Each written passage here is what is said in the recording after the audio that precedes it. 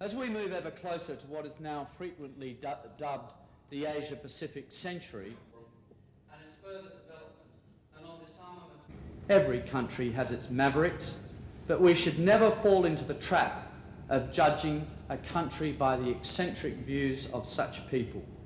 In Australia's case, almost everyone knows that the Hanson views, if put into practice, would not only justifiably offend the peoples of the region, they would be a suicide note for Australia. Dialogue builds on the human rights which provide the indispensable foundation. We're proud of our diversity and believe in it so strongly that we will sustain it by rejecting any sort of religious, racial and cultural intolerance. Mrs. Hanson has received considerable publicity in Australia, but only because what she says is so outrageous to almost all Australians. Of regional stability. Regional all contribute to what I see as the core goal. What we haven't done is we haven't introduced sanctions because we don't believe that to be an effective policy.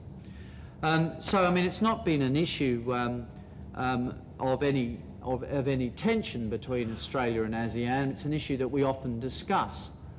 Its presence strengthens regional countries' confidence in their... We don't, as a government, feel under any obligation to address these issues necessarily in the same way that other countries, such as, for example, the United States and the European Union do.